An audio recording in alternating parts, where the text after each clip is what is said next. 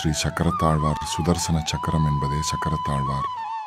மகாவிஷ்ணுவின் திருப்பாதத்தை தரிசிப்பதும் பிரார்த்திப்பதும் எத்தனை விசேஷமோ அதேபோல் சக்கரத்தாழ்வாரை பூஜித்து வருவதும் விசேஷமானது. நம் வாழ்வில் நமக்கு வருகிற எதிர்ப்புகளையும் எதிரிகளையும் அழித்து நமக்கான தடைகளையெல்லாம் தகர்த்தருள்கிறார். செல்வம், ஞானம், ஆயுள், ஆரோக்கியம் தரும் சக்கரத்தாழ்வாரை மனதார வேண்டுங்கள். கடன், நோய், செய்வினை, வழக்கு, எதிரி தொல்லை அனைத்தும் நீங்கும். வீட்டில் விளக்கேற்றி ஆத்மார்த்தமாக வழிபடுங்கள். ஸ்ரீ சக்கரத்தாழ்வாருக்கு உகந்த இந்த காயத்ரி மந்திரத்தை தினமும் சொல்லி வழிபட்டால் நவகிரகங்களால் ஏற்படும் இடையூறுகள், துன்பங்கள் எல்லாம் நீங்கும். தினமும் 11 முறை அல்லது 24 முறை அல்லது 56 அல்லது 108 முறை என முடிந்த அளவுக்கு சொல்லி சக்கரத்தாழ்வாரை வழிபடுங்கள். எதிர்ப்புகளையும் தடைகளையும் தகர்த்து அருளுவார். மங்கள காரியங்களை நடத்தி தந்திடுவார். மங்காத செல்வங்களை வாரி வழங்கிடுவார்.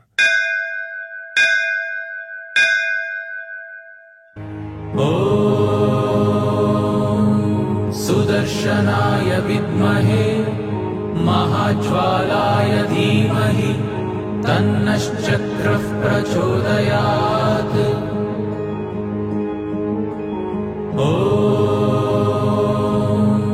सुदर्शनाय विद्महे महाज्वालाय धीमहि तन्नश्चक्रः प्रचोदयात्।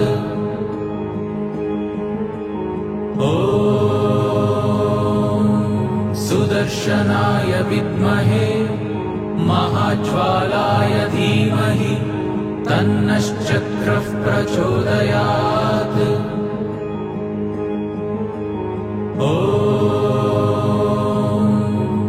सुदर्शनाय विद्महे महाज्वालाय धीमहि तन्नश्चक्रः प्रचोदयात्।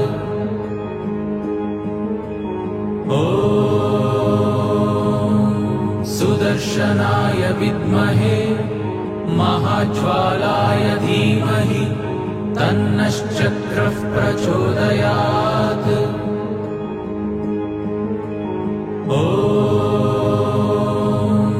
सुदर्शनाय विद्महे महाज्वालाय धीमहि तन्नश्चक्रः प्रचोदयात्।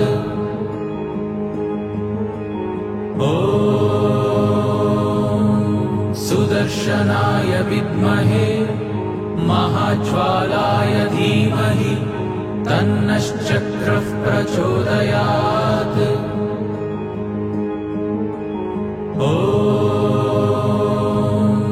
सुदर्शनाय विद्महे महाज्वालाय धीमहि तन्नश्चक्रः प्रचोदयात्।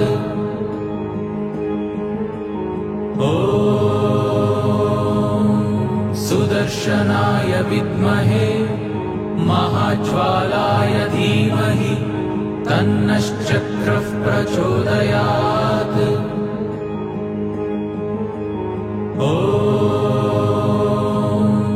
सुदर्शनाय विद्महे महाज्वालाय धीमहि तन्नश्चक्रः प्रचोदयात्।